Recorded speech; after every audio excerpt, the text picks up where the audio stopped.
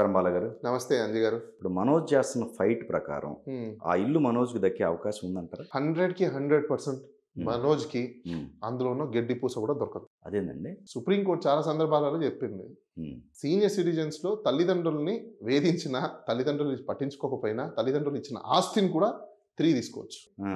So, ఇక్కడ మంచు మనోజ్ ఏదైతే fight చేస్తున్నాడో, తండ్రి ఇష్టపూర్వకంగా తీసుకుంటే రైట్ ఉంది తప్ప, నేను కొడుకుని నా ఇష్టం నేను తీసుకుంటా అంటే రైటే లేదు.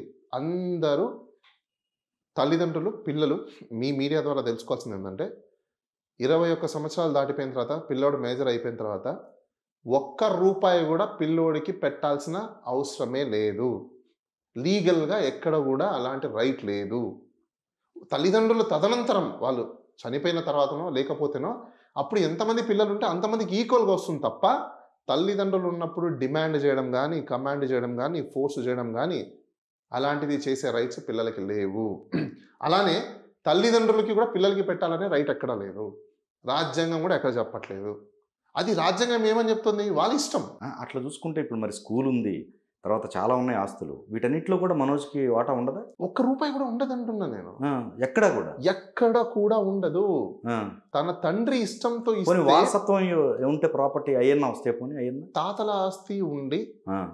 తండ్రి అది కూడా ఇష్టపూర్వకంగా ఇస్తేనే వస్తది. అదేంటి? ఆ ఆస్తిలో ఆ! తండ్రి ఒకరికి బిల్లు రాయడానికి లేదు మళ్ళీ.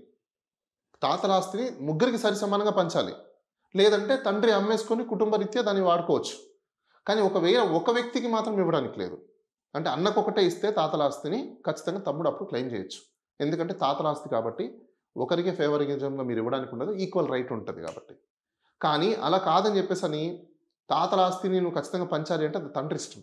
ఇవ్వచ్చు కొడుక్కి ఇవ్వకపోవచ్చు. చాలా మందికి తెలీదు ఆ విషయం.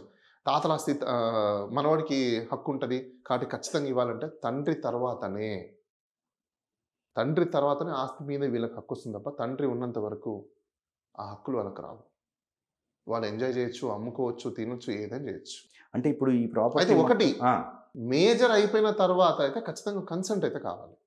ఎందుకంటే మేజర్ అయిపోయిన తర్వాత తల్లిదండ్రులకు ఏ రీత్యా అమ్ముతున్నారనేది క్వెషన్. వాళ్ళ జీవనోపాధి రీత్యా అమ్ముతున్నారు అన్నప్పుడు కొడుకులు దాన్ని చూసుకోవాల్సిన బాధ్యత ఉంటది కాబట్టి వాళ్ళు ఒకవేళ ఆ సందర్భంలో అమ్ముకుంటున్నారు అంటే కొనేవాళ్ళు ఏం చేయాలంటే ఖచ్చితంగా మన వాళ్ళ దగ్గర కూడా కన్సెంట్ తీసుకోవాలి. ఎందుకంటే మేజర్‌లు అయ్యుంటారు కాబట్టి అమ్మే టయానికి. ఓకే. మరి మనోజ్ ఏ ధైర్యంతో ఎళ్తున్నాడు? ఫైట్‌కి దిగుతున్నాడు మరి? నాకు తెలిసి మనోజ్‌కి వాళ్ళ కుటుంబం అంటే ఇన్‌లాస్ దగ్గర నుంచి రాంగ్ గైడెన్స్ ఉన్నట్టుంది. ఓకే. ఇంకొకటి అవగాహన లేకపోవడం ఒకటి. చట్టాల మీద గావచ్చు, సమాజం మీద గావచ్చు, లేకపోతే వాళ్ళకున్న ఫ్యామిలీ రెప్యుటేషన్ మీద గావచ్చు, అతనికి అవగాహన లేక మూర్ఖంగా చేసుకుంటున్నట్టున్నారు తప్ప, మంచు మనోజే అందులో చాలా నష్టపోతాడు. ఎందుకంటే పాపం ఆయనకి అంత అవగాహన లేకపోవడం వలన మూర్ఖత్వంగా వెళ్ళిపోతున్నట్టున్నారు. వాస్తవంగా ఇప్పుడు మోహన్ బాబు గారు ఒక్కసారి ఆయన డిటర్మైన్ అయ్యి, కొడుకుని డిజాల్వ్ చేసేసుకుంటాను నేను అని అనుకున్నాడనుకోండి, ఎవరేం చేయలేరు. హ్మ్. డిక్లరేషన్ చేయమని చెప్తారు. ఇతను ఇంత హరాస్ చేసినప్పుడు నాకు ఈ కొడుకు లీగల్‌గా నాకొద్దు. ఉందా అది?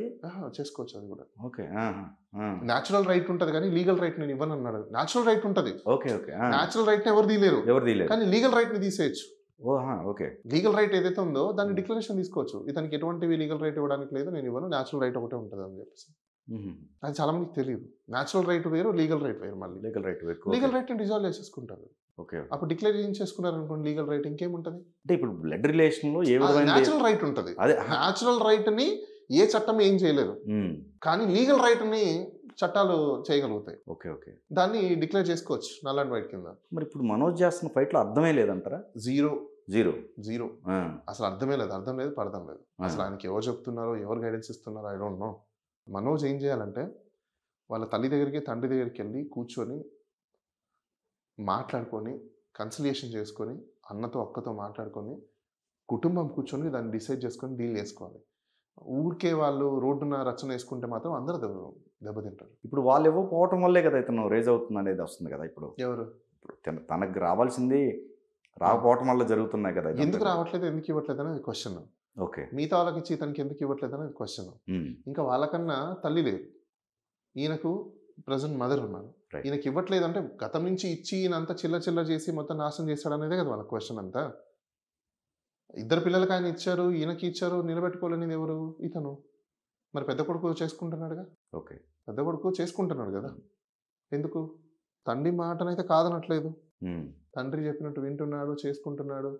తండ్రికి తగ్గట్టు తనయుడు హ్మ్. అవుతున్నాడు. తల్లి లేకపోయినా గూడా ఇప్పుడు ప్రెజెంట్ ఉన్న ఆవిడ ఒకటండి. ఇప్పుడు జరుగుతున్న సమాచారం ప్రకారం ఏంటంటే, ఇప్పుడు ఎక్కువ శాతం విష్ణువుకెళ్ళిపోతుంది. మిగిలిన వాళ్ళందరికీ తక్కువగా వస్తుందనేదే కదా మరి మా ఈమె గూడా క్లెయిమ్ జేయాలి గదా! లక్ష్మి. కూతురు గూడా. చేయట్లేదు గదా ఆమె. ఓకే. ఎందుకు చేయట్లేదు? హ్మ్. హ్మ్. ఎవరికి ఎక్కడ రావాలో వాళ్ళకి అక్కడికి వస్తుంది గదా! ఓకే. సో, వస్తుంది కాబట్టి వాళ్ళు క్లెయిమ్ చేయట్లేదు. ఇతనికి ఇచ్చిన దాంట్లో పోగొట్టారు కాబట్టి ఇప్పుడు ఇవ్వనంటున్నారు వాళ్ళు. ఓకే. ఓకే. అంతకు మించి ఏం లేదు. హ్మ్. ఇప్పుడు అతను మళ్ళీ పెళ్లి చేసుకున్నాడు. అతని ప్రాబ్లమ్ ఏందంటే, వాళ్ళు అనుకున్నది ఒకటి, జరిగేది ఒకటి. మేబీ ఆ అమ్మాయి పెళ్లి చేసుకోవడానికి రీజన్ ఏమంటది? ఆస్తులున్నాయని చెప్పి చేసుకోనొచ్చు. మనం అందరం ఏమనుకుంటున్నాము? వాళ్ళ ఫ్యామిలీకి బాగా ఆస్తులున్నాయి. వాళ్ళవన్నీ లిటిగేషన్ ప్రాపర్టీస్, అన్నీ ఇల్లీగల్ ప్రాపర్టీస్. ఏమున్నాయి ఆస్తులు ఇప్పుడు? ఈమె ఏం చేస్తుంది? ఎవరి అత్తవారి తరపు నుంచి మంచి అత్తవారు. ఓకే. ఓకే. సో, అక్కడ ఏం లేదు. ఇప్పుడు వీళ్ళకి కావాలి గదా! ఏదో ఒకటి. ఓకే. ఓకే. సో, కాబట్టి మేబీ ఇష్యూస్ అన్నీ బయటకొస్తున్నాయని అనుకోవచ్చు. ఇప్పుడు స్కూల్ ఏంటండి? స్కూలు అదేంటి పబ్లిక్ ప్రాపర్టీ? నేను మీకు ఇంకోటి చెప్తున్నా. ఆ! ప్రజలందరూ, మీ వ్యూవర్స్ అందరూ తెలుసుకోవాల్సిందేంటంటే, స్కూలు ఎవడి ఆస్తి కాదు. ఎవరి ప్రాపర్టీ కాదు. ఆ సొసైటీలో ఒకవేళ నేను ఓనర్ అని అనుకుని ఎవరైతే ఉంటారో, దాంట్లో పిల్లల తల్లిదండ్రులు కూడా ఓనర్సే. ఓకే. మీరు ఫీజు ఎందుకు కడుతున్నారు? It is a contribution. మీకు దాంట్లో మెంబర్‌షిప్ ఇవ్వాలి. అది మీకు తెలీదు. మీరు అందుకే రైట్ అడగట్లా. మీ పిల్లోడు చదివినంత కాలం మీకు మెంబర్‌షిప్ ఉండాలి. మీకు రైట్ ఉంటది అందులో. ప్రతి ఒక్క లావాదేవీలు మీకు చూపించాలి. ప్రతి ఒక్క లావాదేవీలు మీటింగ్ పెట్టాలి. పేరెంట్స్ మీటింగ్ పెట్టాలి. ఇంత ఇన్‌కమ్, ఇంత ఎక్స్‌పెండిచర్ సొసైటీ ఉంటది. సొసైటీలో మెంబర్స్ ఉంటారు. మెంబర్‌షిప్ ఇవ్వాలి. దాంట్లో ordinary member, permanent member, active member ఇలా మెంబర్‌షిప్స్ పెట్టాలి. ఇవంతా ఎవరు చెప్పట్లేదు. సో, వాళ్ళేమనుకుంటారు ప్రాపర్టీ మొత్తం మాది. హౌ? మీ ప్రాపర్టీ ఎలా అవుతది? సొసైటీది అది. ఎన్‌జీఓ అంటే is nothing but larger of people. You can't claim it is mine. నేను డబ్బులు పెట్టాను. నువ్వు సొసైటీకి డొనేషన్ చేసావు. నువ్వు డబ్బులు పెట్టావు. It is not an investment. చెప్పమని చెప్పండి ఎవరైనా. అంటే లీగల్‌గా ఫైట్ చేయాలంటే మోహన్ బాబు గారి దక్కదు అది? మోహన్ బాబు గారికి దక్కదు అంటే, మోహన్ బాబు గారు ప్రెసిడెంట్‌గా ఉన్నారు కాబట్టి ఇప్పుడు ఆయన దాంట్లో ఉన్న మెంబర్స్ అందరూ అలానే పిల్లల తల్లిదండ్రులు క్లెయిమ్ చేయాలి. స్టూడెంట్స్ ఉంటారు చూసారా? ఓకే. ఓకే. స్టూడెంట్స్ యొక్క తల్లిదండ్రులు క్లెయిమ్ చేసి, ఈ సొసైటీలో మాకు మెంబర్‌షిప్ మీరు ఎందుకు ఇవ్వట్లేదు? మాకు మెంబర్‌షిప్ ఇవ్వండి అని చెప్తే, దెన్ అప్పుడు దాని మార్పులు జరుగుతాయి. అప్పుడు వీళ్ళందరూ మెంబర్‌లు అయ్యారనుకోండి, ఎలక్షన్స్ పెట్టాలి. ఎలక్షన్స్‌లో ఎవరు ప్రెసిడెంట్ అయితే వాళ్ళు. అప్పుడు మోహన్ బాబు కూడా వన్ ఆఫ్ ద మెంబర్ అంతే. అదేంది ఆయన డబ్బు పెట్టి ఆయన నువ్వు ఎవరు డబ్బు పెట్టారు? మోహన్ బాబు గారు డబ్బు పెట్టారు. ఎవరికి పెట్టారు? హ్మ్. డొనేషన్ ఇచ్చాడు ఆయన. ఓకే. ఆయన డబ్బు పెట్టలా. ఆ! ఆయన డబ్బుల్ని డొనేషన్, కాంట్రిబ్యూషన్. మీరు ఒక వ్యక్తికి డొనేషన్ ఇచ్చాడనుకోండి, నేను పెట్టాను, నేను చేశానంటారా? Okay. It's a donation to the society. వాళ్ళ యొక్క సొసైటీ ఏదైతే ఉందో, దానికి మీ డబ్బుల్ని డొనేషన్ చేశారు. మీరు ఇన్వెస్ట్‌మెంట్ కాదు చేసింది. మీరు ఇన్వెస్ట్‌మెంట్ అంటే మిమ్మల్ని తీసుకెళ్ళి ముందు లోపలేస్తారు. ఓకే. ద మూమెంట్ నేను ఇన్వెస్ట్ చేశానంటే మిమ్మల్ని ముందు లోపలేస్తారు. అది ఇల్లీగల్. ఎడ్యుకేషన్‌తో బిజినెస్ చేయకూడదు. ఓకే. మీరందరూ ఫీజులు కడుతున్నారా? అది contribution. Fees it's a contribution towards the society to run the school. స్కూల్‌కి కొన్ని ఎక్స్‌పెన్సెస్ ఉంటాయి కాబట్టి. సో, మనం చేసే ఫైట్‌లో ఎటువంటి అర్థం లేదు.